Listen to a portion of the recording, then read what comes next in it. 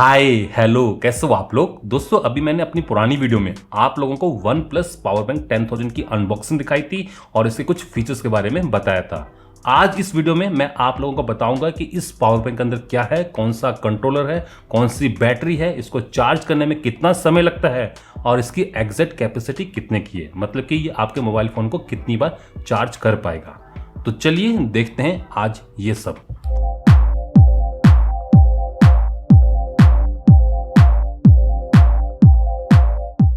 Video शुरू करने से पहले मैं आप लोगों को बता देता हूं, मैंने और भी ब्रांड्स के पावर बैंक्स को टेस्ट किया है, जैसे कि MI, Redmi, Realme, one plus, stuff cool और भी बहुत सारे ब्रांड्स को टेस्ट किया है।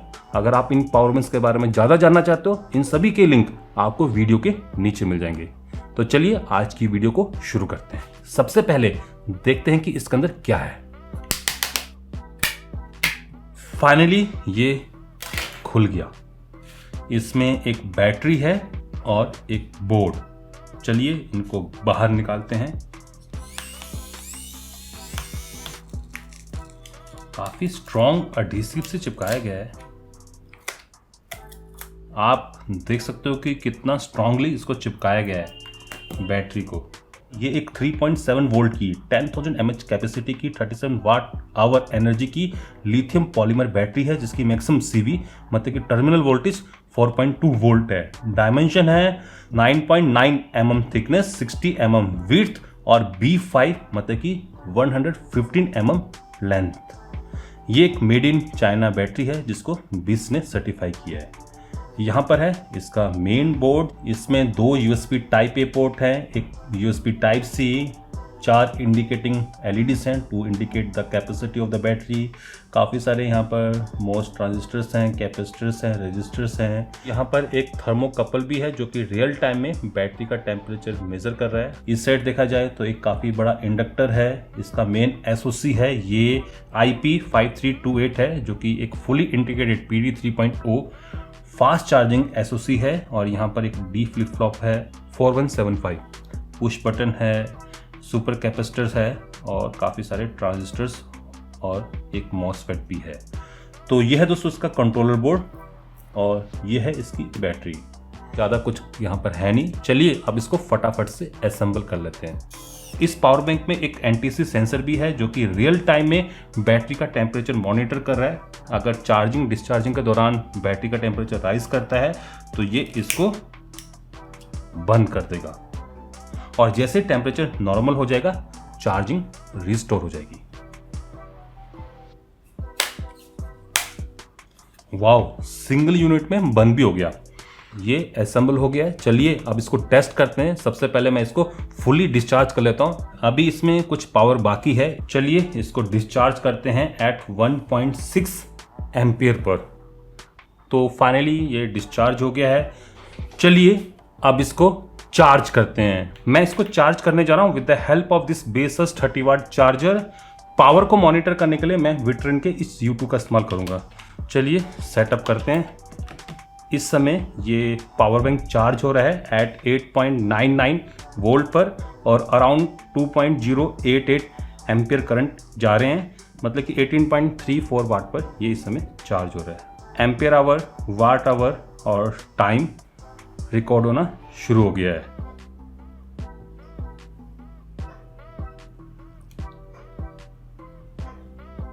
एक घंटा 44 मिनट हो गए हैं इसको चार्ज होते हुए। इस समय पावर बैंक की बॉडी का टेम्परेचर है अराउंड 38.3। ऊपर की साइड को जहाँ पर PCB है वहाँ से टेम्परेचर राइज किया हुआ है अराउंड 42.2 डिग्री सेल्सियस है और जहाँ पर USB पोर्ट है वहाँ का टेम्परेचर 49-50 के बीच में कहीं पर है। और पीछे की बात करें, टेम्परेचर है बॉडी का अराउंड 38.4 डिग्री सेल्सियस। ऊपर की साइड को है 41 डिग्री सेल्सियस के करीबन और पोर्ट है करीबन 47-48 के बीच में। डेफिनेटली गर्म तो हो रहा है। फाइनली ये पावर बैंक फुली चार्ज हो गया है। इसको चार्ज होने में लगे हैं 3 घंटे 33 मिनट और 10 सेकेंड और 9 वोल्ट पर 5.11 एम्पेयर आवर की कैपेसिटी, मतलब कि 46 वाट आवर की एनर्जी कंज्यूम हुई है इसको चार्ज होने में, जबकि इसके अंदर है 37 वाट आवर की बैटरी। तो कुल मिला के 80.43% की चार्जिंग एफिशिएंसी है, मतलब कि चार्जिंग के दौरान 19.5% से ज़्यादा एनर्जी वेस्ट होती है। चलिए अब इसको डिस्चार्ज करते हैं और देखते हैं कि एग्जैक्ट में इसकी कैपेसिटी कितनी की है। मैं HD35 को एज ए लोड इस्तेमाल कर रहा हूं और पावर को मॉनिटर करने के लिए विट्रन के इस U2 का। चलिए कनेक्ट करते हैं और सबसे पहले मैं मेमोरी को रीसेट कर देता हूं। इस समय 9.14 वोल्ट पर 1.67 एम्पेयर करंट जा रहे हैं, मतलब कि 15.25 वाट पर ये पावर बैंक डिस्चार्ज हो रहा है। एम्पेयर आवर, वाट आवर और टाइमर स्टार्ट हो गया है। चलिए देखते हैं कि इस कंडीशन में इसको डिस्चार्ज होने में कितना समय लगता है और कितनी कैपेसिटी हमें मिलती है। 1 घंटा 55 मिनट होने जा रहे हैं और अभी भी पावर बैंक डिस्चार्ज हो रहा है एट 9.1 वोल्ट। पावर बैंक की बॉडी का टेम्परेचर है इस समय 37 डिग्री सेल्सियस के करीबन।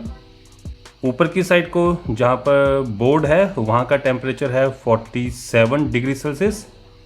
USB पोर्ट ठंडे हैं। चलिए पीछे से भी देख लेते हैं। पीछे से बॉडी का टेम्परेचर है अराउंड 38.7 और ऊपर की साइड को यहाँ पर एक काफ़ी बड़ा हॉट स्पॉट बना हुआ है और इसका टेम्परेचर है अराउंड 48 डिग्री सेल्सियस के करीबन। फाइनली पावर बैंक हो गया fully discharge, no sign of any power. कुल मिला के 2 घंटे 4 मिनट और 6 सेकंड लगे हैं इस पावर बैंक को फुली डिस्चार्ज होने में और 3447 मिली एम्पेयर आवर रिकॉर्ड हुए हैं एट 9 वोल्ट, मतलब कि 31.5 वाट आवर की एनर्जी हमें इस पावर बैंक से मिली है, जबकि इसके अंदर है 37 वाट आवर की बैटरी, मतलब कि कुल मिला के 85.13% की हमें एफिशिएंसी मिली है। और अगर ओवरऑल एफिशिएंसी की बात करें, मुझे इस पावर बैंक को चार्ज करने में लगे थे 46 वाट आवर की एनर्जी और इससे मुझे मिल रही है 31.5 वाट आवर की एनर्जी, मतलब कि 68.5% इसकी ओवरऑल एफिशिएंसी है। 100 में से ये 31.5% पावर एनर्जी को वेस्ट करता है। तो एफिशिएंसी के मामले में ज़्यादा कुछ खास नहीं है। अब दोस्तों जब ये एक बार डिस्चार्ज हो ही गया है, चलिए एक बार इसको फिर से चार्ज करते हैं। Now at 5 volt. इस बार मैं इसको चार्ज करने जा रहा हूँ with the help of Xiaomi 5 volt 2 ampere charger. Time start हो गया है। एम्पेयर आवर और वाट आवर रिकॉर्ड होना शुरू हो गए हैं और ये चार्जर इस पावर बैंक को 5 वोल्ट एट 2.2 एम्पेयर पर चार्ज कर रहा है।